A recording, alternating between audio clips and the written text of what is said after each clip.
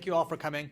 We're really excited to have this panel discussion today on non-dilutive funding so you can have a better understanding of the resources available to you as you create your startup. So panelists up there. Before we really begin the panel discussion though, I want to provide a high-level overview of some of the options out there.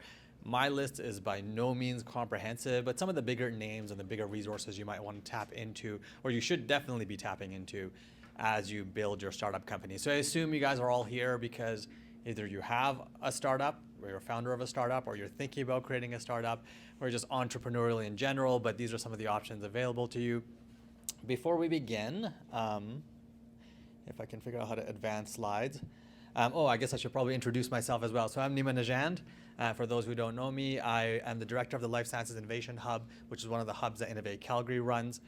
Before we begin, though, I do want to do a land acknowledgement.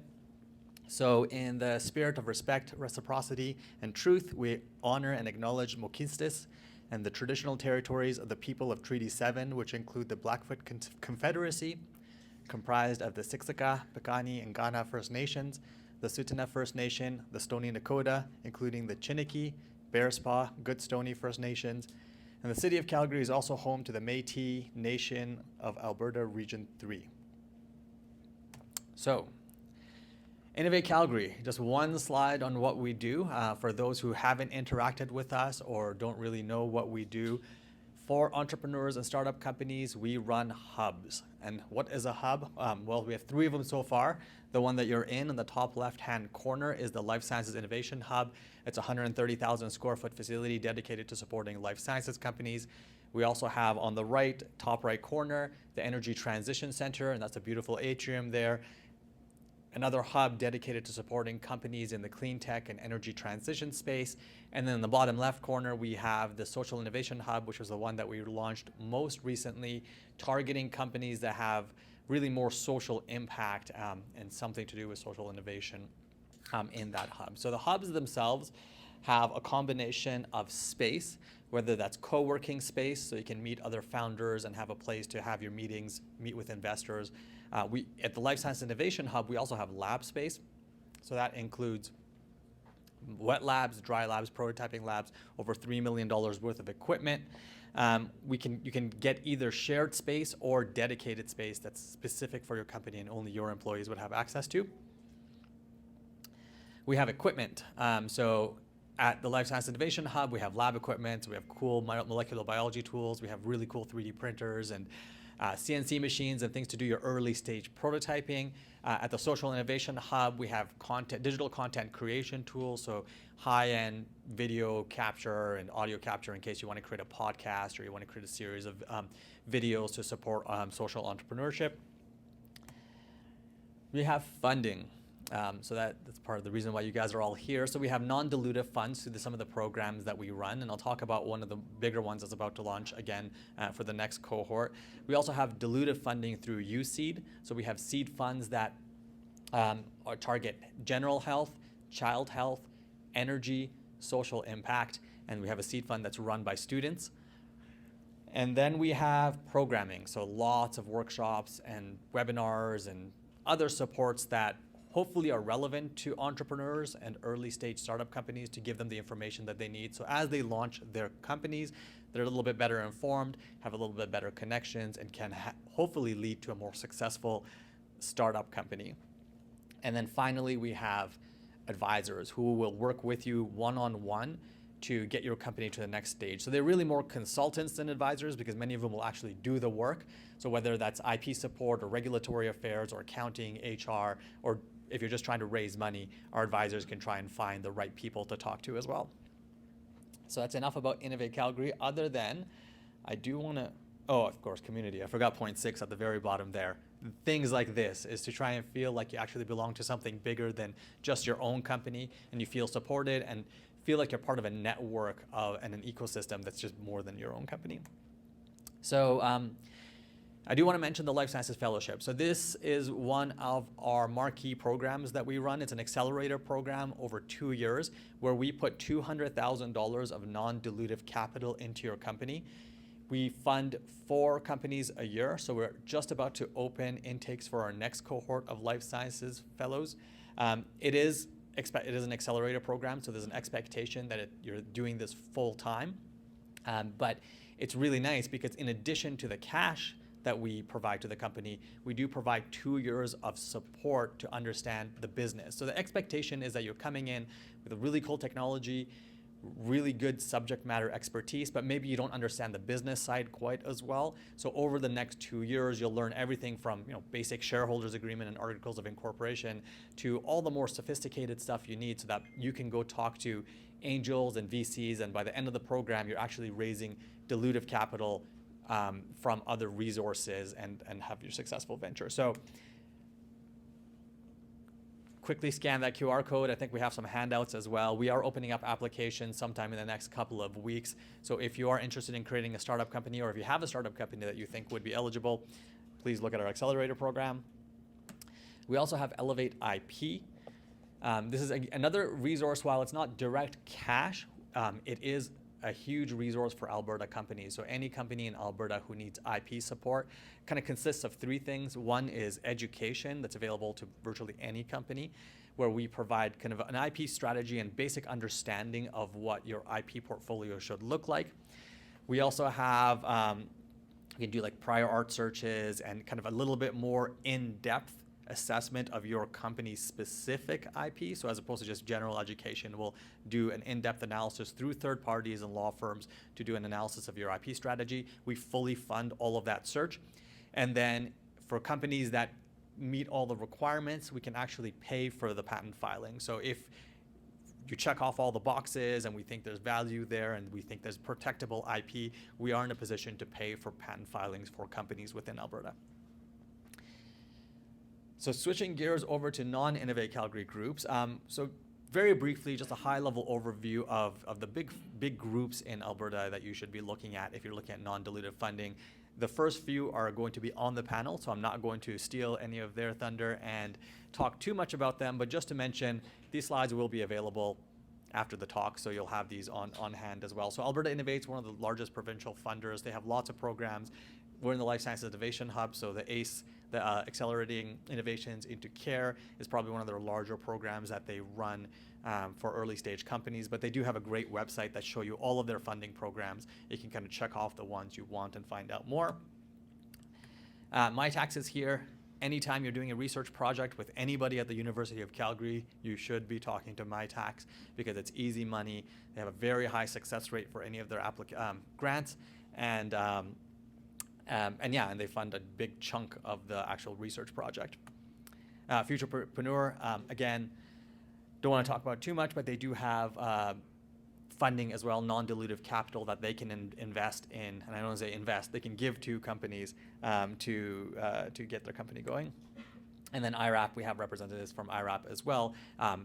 They can fund 60 to 80% of a kind of project and subcontractor expenses. A group that is not here today, but you should potentially look at as well, is Prairie Scan. They have 2 programs that I think would be relevant for you guys.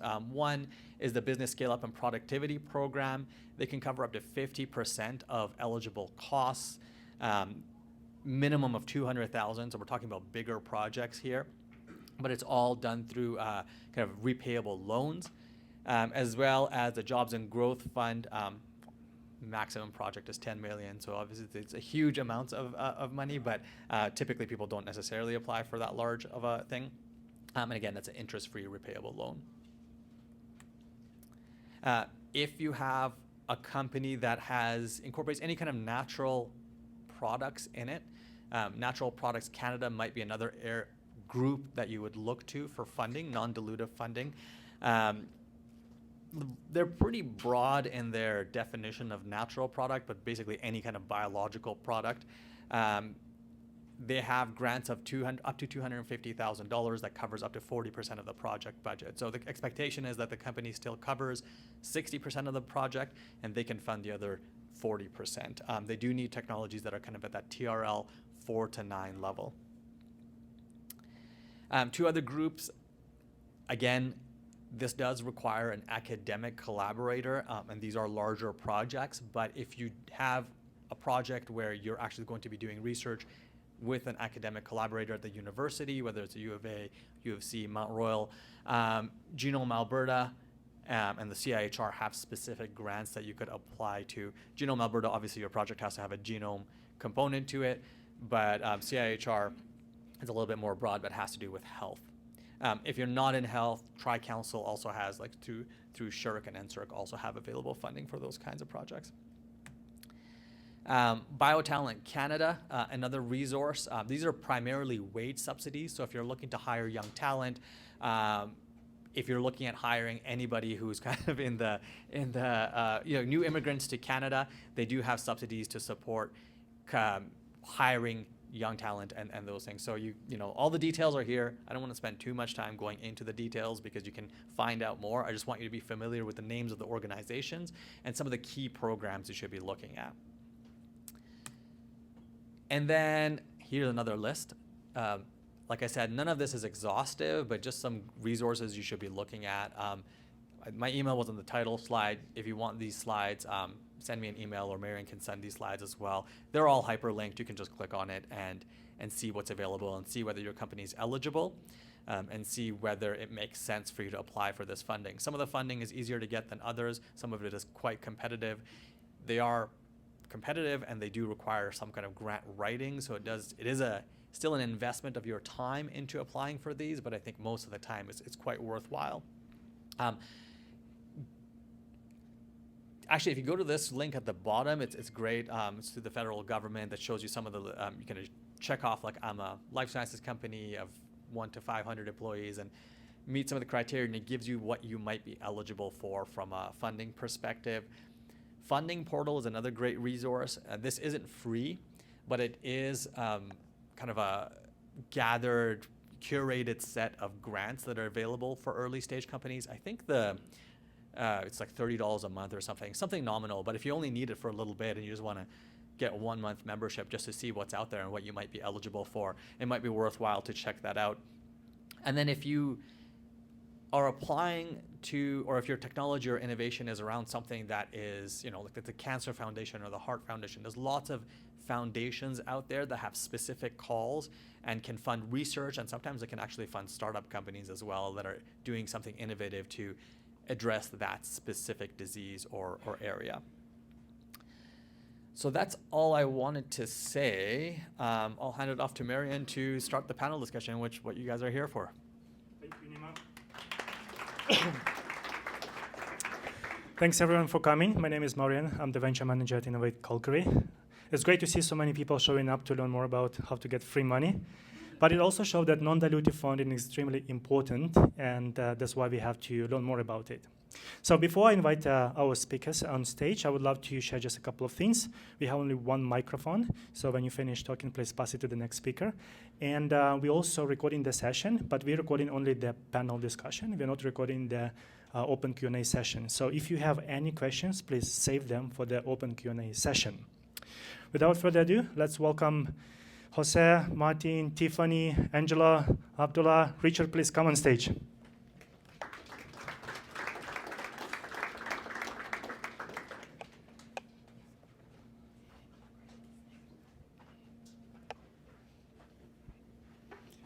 All right, I'll try to hide here. Sure. All right, let's kick off with quick intros. Please introduce yourself, your organization, the programs that you have for startups, entrepreneurs, innovators, and who is the intended audience of those programs. And for you, Abdullah, since you are representing the other side of the fence, introduce your startup yourself and also share about the successful cases of fundraising of non-dilutive funding. Jose, we'll start with you. Sure. Hi. So I'm Jose Reyes from Alberta Innovates. I run the ACE Validate program, which is a program intended for entrepreneurs, companies. We fund projects where technologies in the healthcare sector are meant to be validated or tested with the intended audience. That means patients or healthcare workers. Do I explain more into, or will have more time to? Yeah, a little bit more. Okay, so the program funds up to $300,000 for up to 2 years. We expect the applicant to contribute at least 25% of the project costs. That could be cash or in-kind, so your labor, whatever cost you can contribute. We have, if you visit our website, we have 3 deadlines this fiscal year. We just had one in April 28th. The next one is August 11th, and the following one is November. The process is you submit an intake. We review it internally. Then we set up a video conference with you, give you feedback, and see if you're ready for to fill out the full application. You submit the full application, and that gets sent out to external reviewers. And those external reviewers are clinical experts in the field to look at your proposal, how valid is your technology in the medical field. And also we have entrepreneurs or entrepreneurs who have commercialized the healthcare technologies in the past. So they're going to look at the business aspect of your proposal. So yeah, and we rely on their expertise, their recommendations to either approve or decline. Our approval rate is around 50%, roughly. We are happy to look at a draft of your application before you submit it to give you feedback. So yeah, I'll just leave it for that, and then I'll answer more specific questions later on. Awesome. Thank you. Thank you, Angelo. My name is Angelo. I'm a senior advisor with Mitex. I'm gonna touch on 4 programs that you need to know that are relevant to this audience. And then, if you want to know more, we can go into the specifics. But Mitex supports collaborations between companies or organizations and researchers. Now, the best way you want to remember Mitex is by drawing a triangle. So a company is at the top of the triangle. At the base of your triangle, you've got an academic supervisor and an intern, a student. That trio, whatever we do, doesn't matter how it's called, it's always going to look like this triangle. A Mitex project always involves these 3 parties. Mitex provides funding. We pay 50% of the cost. The company is going to put the other 50%, and the funds are specifically to support interns. So that means it could be students, undergrad students, graduate students, postdoctoral fellows, and in some cases, recent grads as well. The 4 key programs that I think are relevant to you guys, we've got the standard accelerate program. Essentially, if you're a company and you're looking to collaborate with a researcher and their student on some kind of an R&D project, that could be for you. So that's a standard flagship program. The second one is a slight variation of this program. It's called Accelerate Entrepreneur.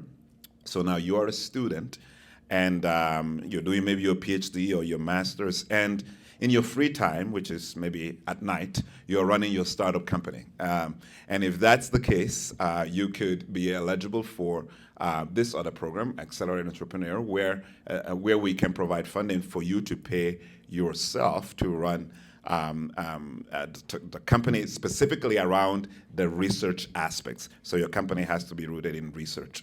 And you have to also be a member of LSIH, which would be a great opportunity for you to join. The third one is you're a company and you're looking for help maybe on the business side of things. You're looking to do some market research, and you would like to have a student to help you out with that. You can also come to us. We have a program, it's called the Business Strategy Internship. And the last one is one of our most popular ones right now. It's if you're a company and you are looking to travel, expand, explore your opportunities abroad, outside of Canada. You're going to maybe raise some money or find, maybe you're going to a conference or things like that. We've got a grant. It's a travel grant. It's pretty straightforward to apply for, and that's called the MEI program. I'm sure you forgot all this, but that's okay. We can chat later. Hi, everybody. My name is Tiffany Matson, and I'm the Senior Business Development Manager for Futurepreneur Canada. So Futurepreneur Canada is a nonprofit national organization, and we help young entrepreneurs between the ages of 18 and 39 to start or scale small businesses, and we do so primarily in the following 3 ways. So the first thing that we do is we help with free resources. If you need templates or one-on-one assistance on how to write your business plan or do your cash flow projections, you can reach out to me if you're in Calgary, and I will help you. The second thing that we do is we provide financing in the form of a non-collateral loan. Just really quickly, in the event that you may not know what non-collateral means, it means that it's not going up against any of your equipment, it's not going up against your house or your RSPs. And the third thing that we do is we offer free mentorship. So in the event that you do get financing through Futurepreneur Canada, you get 2 years of free mentorship. So as you're building your business and scaling up, you have some local support that's there to talk to you. It's about 1 hour a week commitment that you manage that relationship with your mentor. And that's our main programming. Outside of that, we also have something called the Side Hustle program. So if you are working full-time, but you want a little bit of additional support, mentorship, and financing to start a side business, you can come through Futurepreneur. We also have our Black Entrepreneur Startup program, as well as our Indigenous Young Entrepreneur Startup program. Those are up to $60,000 in the form of a non-collateral loan also. We are federally, provincially funded, as well as backed by lots of banks like TD and BMO and RBC and BDC. So yeah, that's a little bit about us. Perfect, thank you. So hi everyone, my name is Abdullah. I am co-founder and CEO of Retinal Logic. It's a local startup that works on improving access to vision screening using virtual reality and AI. So luckily, we were able to get most of the grants here, including IRAP, MyTax, Campus Alberta Neuroscience, RIPEN. Any grant we were able to get hands-on to hire people or like get more resources, we were able to apply for it. So in total, we were able to get only from non-dilutive like $650,000 just from non-dilutive funds, and we're able to leverage that to hire more people and like share skill set. So this is general background about myself. Wow, you never told me it was $650,000. Yeah. Wow, well done. Thank you. My name is Richard May. I'm with the National Research Council IRAP program. I am the ITA Industrial Technology Advisor of this very accomplished grant seeker. Well done. We were one of the contributors to what we see as a great commercial potential. So a little bit about IRAP. We've been around for a very long time, 75 years, in fact. Our origins reach back to the end of the Second World War, where we saw a great opportunity for innovation inside the country, and IRAP was established to support that. We've been supporting entrepreneurial companies ever since. In terms of who we are, what we do, we're quite distinct from some of the other members of the ecosystem up here in that we first of all, we work on a very long-term relationship. So I've been working with Abdullah now for how long has it been? 7 months? Are you sick of me already, or? Good. It's getting there. He's just being polite. That's nice. But generally speaking, what we do is we work with our clients for literally years. And the way we work with them is to really understand where they're going, what they're trying to accomplish, and based on where they are and where they need to go, we try to provide the most effective supports that we possibly can. We work on a leverage basis. So we understand you have knowledge. We try to augment that, for example. We have access to some of the best scientists in the country on a very preferred basis. So expertise, whether it's commercial, scientific, you need access to labs for a specific test or whatever, we have ways of helping you to get that. If you are looking for business expertise, we have lots of been there, done that, got the t-shirt kind of people. A little bit about me. I'm a venture capitalist. Well, I used to be a venture capitalist. I'm better now.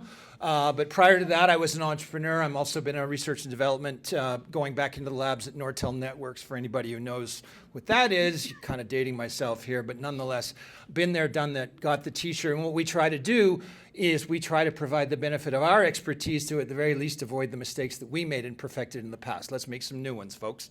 So that's what, and then last but not least, and where we get most of our attention, is we also provide financial support around research and development. but also around commercialization as well. And the real key there is we're looking for people, entrepreneurs who are stretching the envelope. So find a nice, big, worthy problem with commercial potential that requires a really big stretch problem to solve. We're the kind of people that can help you get there, because that's where we play and we try to have impact. Thank you. So my name is Martin Chuk. I'm the Associate Director of Science and Engineering Tech Transfer right here in Innovate Calgary. And mostly our job is to support you, the entrepreneurs coming out of the University of Calgary, and now with some more recent programs, Alberta-based entrepreneurs in leveraging non-dilutive funding, amongst other things, and our knowledge and expertise in furthering your intellectual property-based businesses. That's for the most part it. Thank you. As you can see, we have very diverse lineup, which is great. So hopefully different perspective will help to better understand why, how, and what, right, when it comes to non-dilutive funding. So success never comes easy. Let's talk a little bit about the challenges, mistakes that entrepreneurs, innovators, applicants do when they apply. If you can think about 2 or 3 kind of main points that you overviewed over the past years of working, that would be great to share. Jose? Sure, I'll give you 2. Given that our program attracts technologies in the healthcare sector, we get very passionate entrepreneurs who say, well, we don't have any competition. This is our first technology and so on. Well, that could be true that this is the first algorithm or device ever created, but your biggest competitor is going to be the status quo. How does the world go on or function without you? So that's one thing that if they put that on an application, that is the kiss of death for that proposal. So it is important to see how beyond your direct, even indirect competitors, how does society live without that technology? It is important to see, because that will help you see how you can commercialize and compete out there. And also, the second example is more specific to medical devices or pharma, is knowing the regulations that the company needs to follow in order to get approval from either Health Canada or the FDA. For example, if you have developed an app that helps you count steps or your heart rate and so on, and that's all it does, it reports that data to you and maybe to your physician, it may not require approval from Health Canada or the FDA or whomever. But if that app starts making medical claims or starts associating that this data is related to this condition, blah, blah, then that's when you get into a bit of more into the regulatory approval requirements that you've got to know. So knowing what pathway, whether regulation applies to you or not, and what pathways you should follow, whether it's a class 1, class 2, class 3, whatever it is, you've got to know how you're going to commercialize your technology. So I'll stop there. Thank you. Great. I'll do 2 as well, since you did 2. So first one is it's to read the instructions.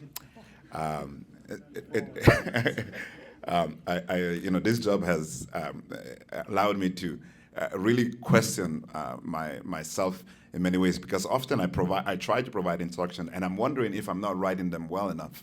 But one of the things I'll say for us is that for us, but I'm sure even the remaining people here, they're always willing to provide advice and instructions. And a lot of the forms that you read have the answers right under the question.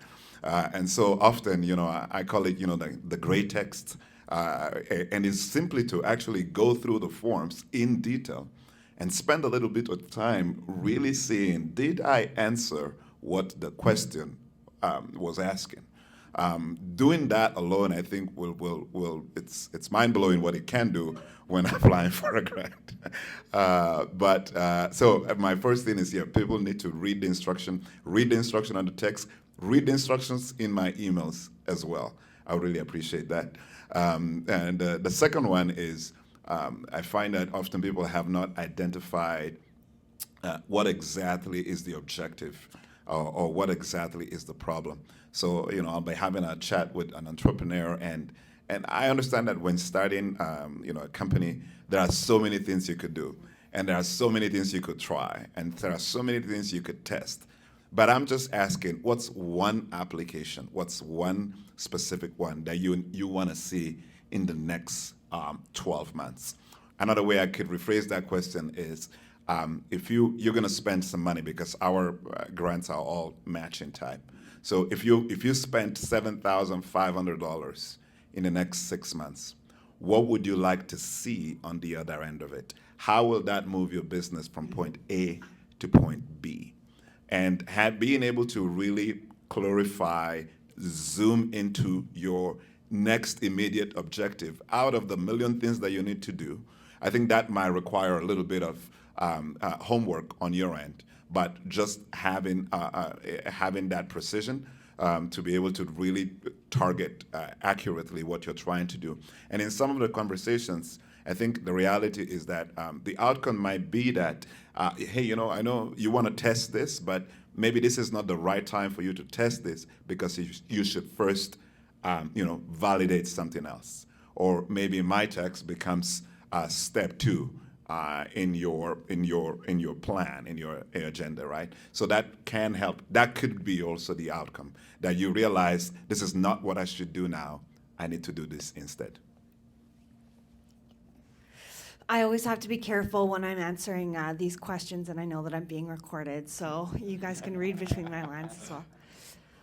Okay, so I just want to piggyback off that a little bit, and one of the things that I will say is that when you're looking for financing, it's often, or financing or grants or investment, it is often like applying for a job and writing a resume. And an investor loves to see that this has like unlimited potential. There's going to be a ton of, there's room for exponential growth, and you're going to make millions of dollars.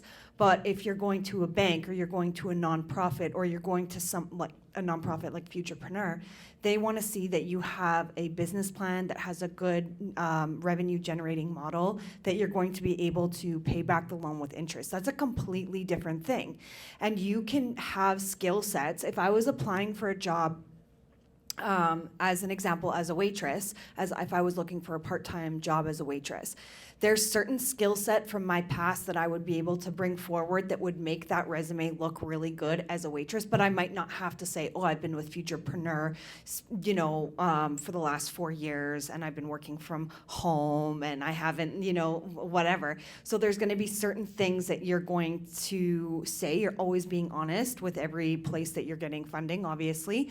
But there's certain areas where you can highlight depending on what that person is looking for. So again, by reading the instructions, you're not saying too much. A lot of times, some of the advice that I have is that people say too much to me, and I'm like, no. Like, let me talk first, and then you go, because there's a lot of black and white, and there's not a lot of gray area.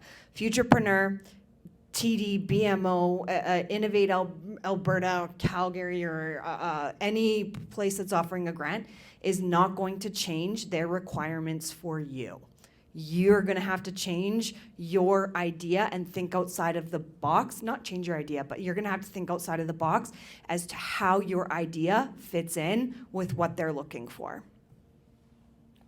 Perfect. Now, from a startup perspective, I would say, the first thing we used to do is to have an Excel sheet and rank all available grants out there and differentiate them. Some of the grants, the audience are like business people. Some of the grants, the audience is academic people. And based on that, how you write your grant and how you wanna draft it, I would say, I think it differs a bit in terms of how you wanna focus on stuff.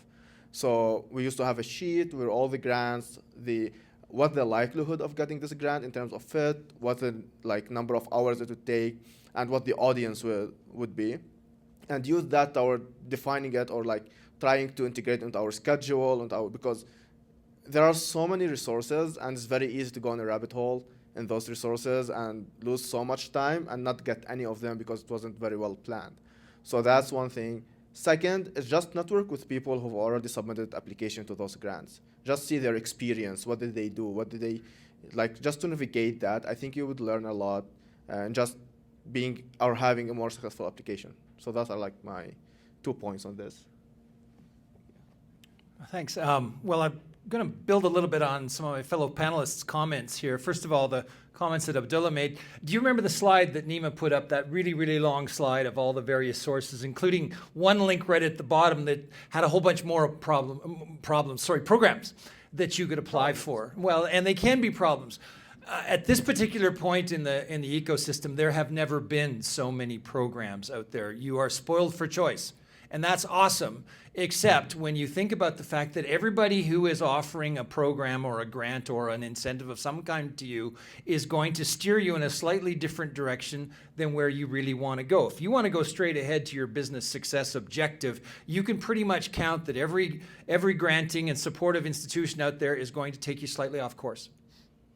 Okay, so just remember that you are always going to be a profit-seeking organization, assuming we're talking about companies here. What you do not want to become is a grant-seeking organization. And I've seen this happen where they just went from grant to grant to grant, and it got to be a whole lot easier to get another grant and go over here and then over there, and we're this company today and we're that company tomorrow.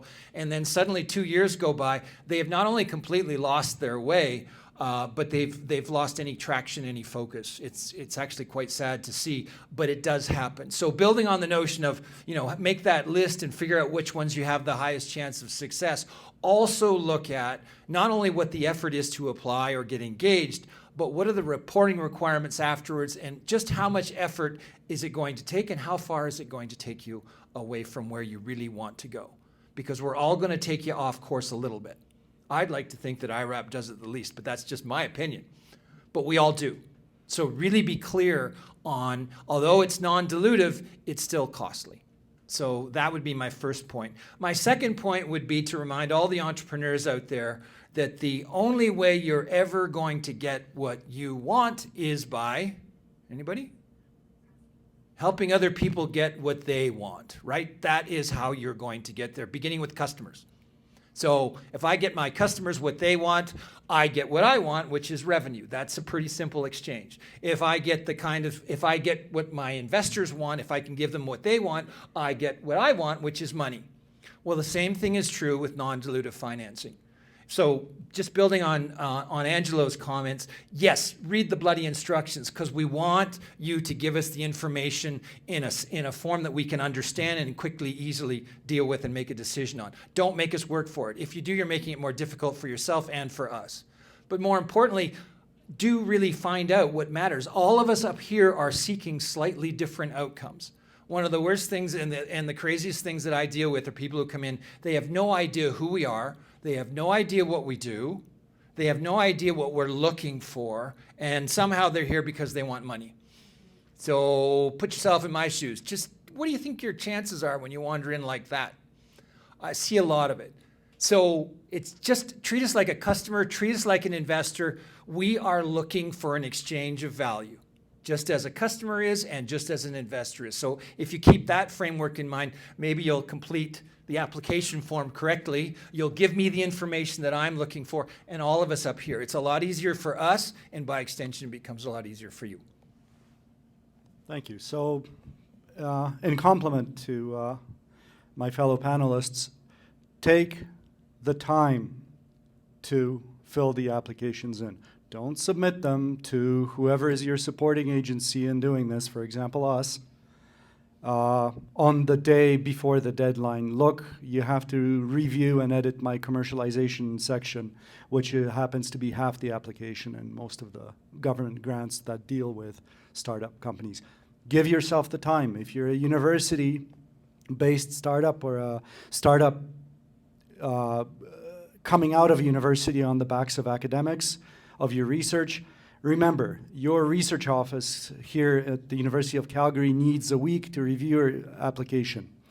For the NSERC I2I, it's a rolling quarterly application deadline, And they actually offer the service of reviewing your application so long as you send it to them in time for them to review it before it's submitted. Great service. I highly recommend doing that. So point 1, don't do things in the 11th hour. Point 2, do your homework. If you're working in a certain area of technology, make sure, and this is probably to Jose's point the most, make sure you know the prior art that's available in the area of technology you're working with. If you do not know how to do a prior art search yourself, although as many of you are from academia, you do know how to look through scientific documents, and patent documents are just one step further. Come to Innovate Calgary or come to some other organization which does provide this service, because there's really no sense in putting in the effort to write a 10, 15, 50-page grant application only to find out that you've reinvented the wheel. And it's not even a better wheel than that's come before. Okay? Thank you. No, you get to keep it. We're going to go down this way then, right? Or are we going to go back and forth? Oh, you need to, well, sorry. Thank you so much. Those are the great pieces of advice. So let's build up on top of it and take it even further. But before that, I want also to share a couple of notes that we received from USAID Fund. Do we have the USAID team here? So the points are that getting VC money too early will result in giving up a lot of equity. So this is very important to consider before you go to VC. Non-dilutive funding helps to get VC money. So that's going to be your first step to get non-dilutive, then go to VC. It helps for sure. For dilutive and non-dilutive funding, timing and expectations are quite different. That's what Richard already mentioned, because some people just keep getting non-dilutive funding and never goes actually to VC, which can last forever, right? But once you go to VC, you don't bring the habits same, because the expectations are very, very different. And VC money also helps to get alliance grants. So whenever you get non-dilutive and then you get dilutive, it doesn't stop there. You can still go back and get even more non-dilutive funding because you already have support with VC. So having comments from previous question, and also let's thinking about, if I'm a founder, if I'm an entrepreneur, I want to fundraise. So what is the best timing, right? Should I get my IP before or after? When should I talk to investors? Should I incorporate the company or not? So those are the things that would love to also discuss. Jose? Okay, so excuse me, I'll talk more from the ACE validate perspective. I understand that each company, each applicant has his or her own timeline. For ACE validate, post-secondary institutions and companies are welcome to apply. However, if it's a post-secondary institution, being the applicant, we highly encourage them to partner with a company, or they create their spin-off company, because ACE validate is equally a business and a clinical source of funding. We want to see that the applicant has a plan to make money out of the technology. So having an outlet, say you partner with a company, if you're in academia or you've got your own company, that's great. We certainly would like to see that the IP is already licensed or owned by the company or assigned to the company. We do understand that the technologies are being created under the university umbrella most of the time, and there's a process to be licensed to the company. And if that's in transition, that's fine. But we would like to see some kind of documentation that it's going to happen, that it's going to be assigned or licensed to the company. Regarding raising VC money or angel, we don't have any requirements, although we would like to see that you've got a plan to do that. We want to see that you've got a process as part of your business plan to raise funding, because we assume that there's going to be more activities going on after ACE validate. Maybe, hopefully, you'll be able to sell your product after ACE validate, which is great. But there may be more clinical trials to be done, so you need funding. So we want to see that through, so that you have a well-thought-out plan. That's important. So that's from the ACE validate perspective. Thank you. This is when I think those different expectations begin to be more distinct. On the MyTech side, we typically work with people who are going to be developing their IP. So you may not have any IP, and that's fine, because part of that process of research and development or maybe one of the outcomes might be IP. We also work with people who do have already well-established IP and maybe are working on some improvements or new applications of that IP, and that's okay as well. The main thing is that you do need to have an incorporated company. So if you're just at the stage of having an idea and you still haven't kind of like pulled the trigger, we're always happy to chat, but we're not quite ready. But you do need to have a company incorporated, and your idea needs to be maybe at that point where it may not be completely developed, maybe it's starting to do that development, but you need to have a clear strategy of what you're trying to develop. For Futurepreneur Canada, it's a little bit convoluted because we work in tech and innovation, but as well we work in entrepreneurship if you're starting a hair salon or you're starting a mobile food truck, so it can look a little bit different depending on what industry you're in. But if you have something that's innovative or a new technology, you need to have made $1 before we're going to finance you. So if you have an app and it ends up on the App Store, if your auntie or your mom buys it, it counts. And it can work in that way. But so again, that's where the regulations are different for everybody.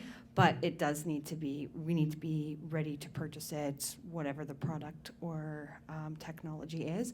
And then just a second part to that in terms of like, you had mentioned when you incorporate or when it's good to get non-dilutive funding.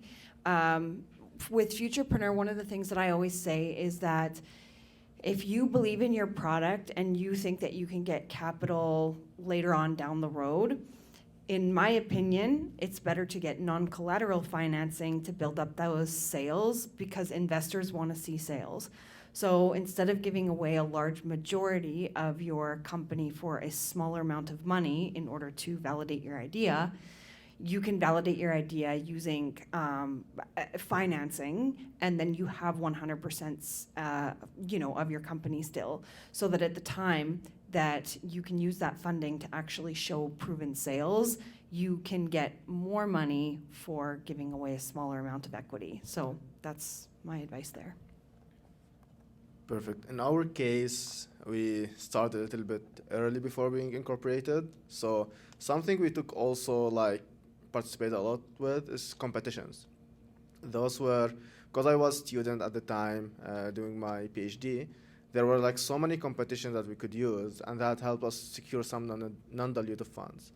Once we were able to secure that and developed at least a mini and a prototype and show it to specialists in this field and get some confirmation about there is feasibility of it, there is a use for it, now we started going into more the legal or the more organizing stuff to incorporate.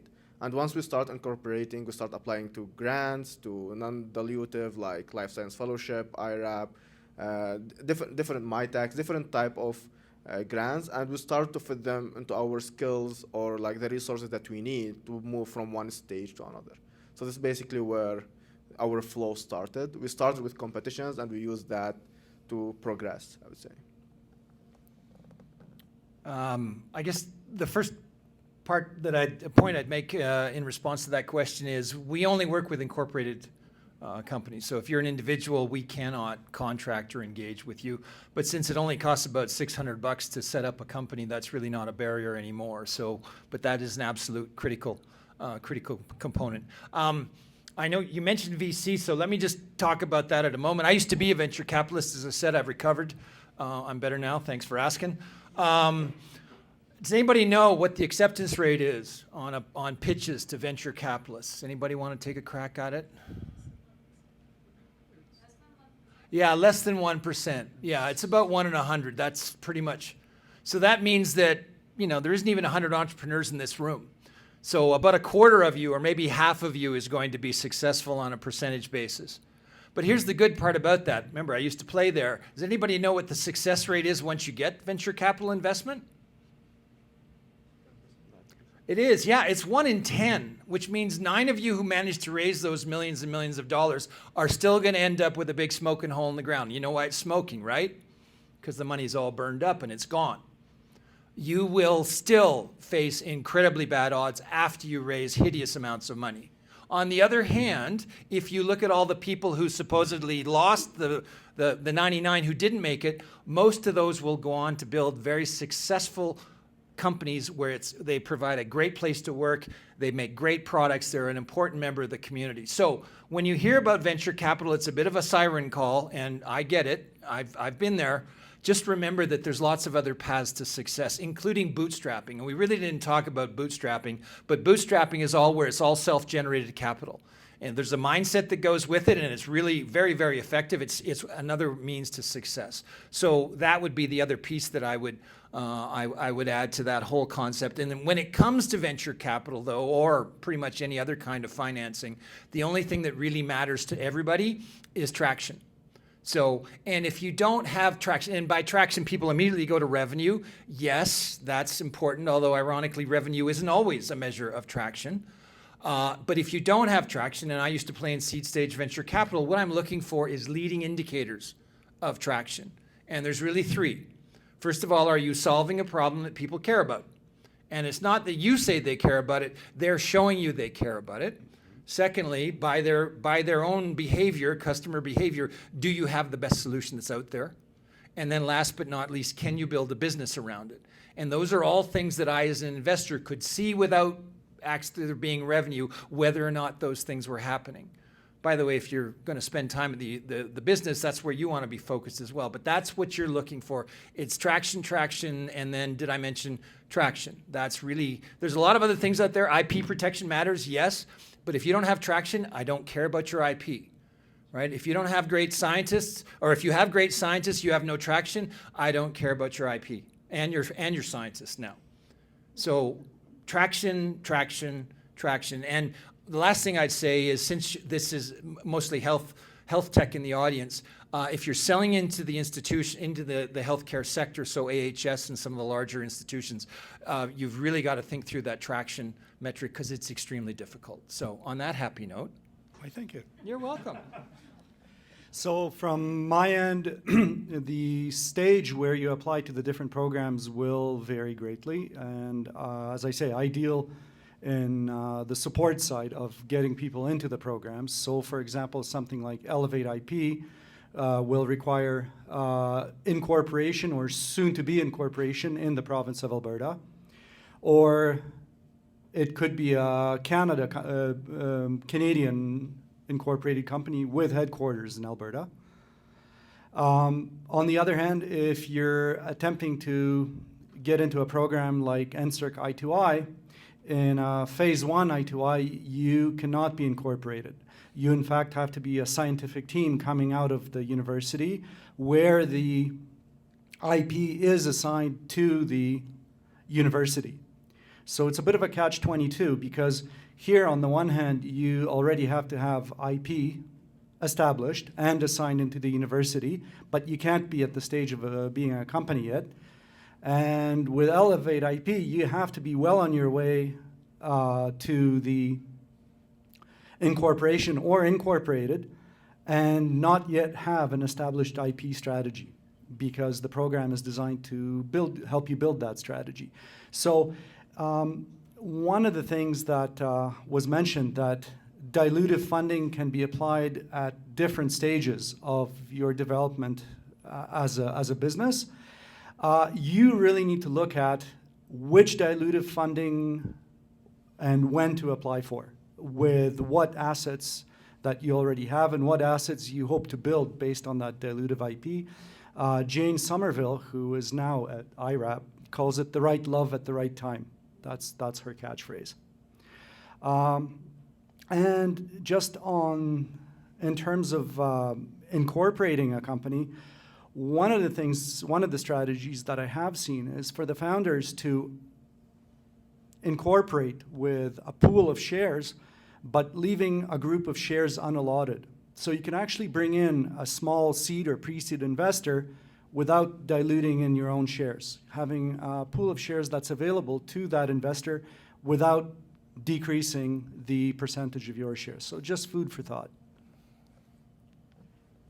Can I add to something? Yes, really absolutely. quickly? Sorry, I just want to add to that. It's important when you're starting out to create a pathway for yourself, because as an example, I've seen this a couple of times where a company comes in and they're looking for financing, but they have sold a little bit of equity of their company, over 5%, to an investor. And once the investor now owns over 5% of the company, guess what?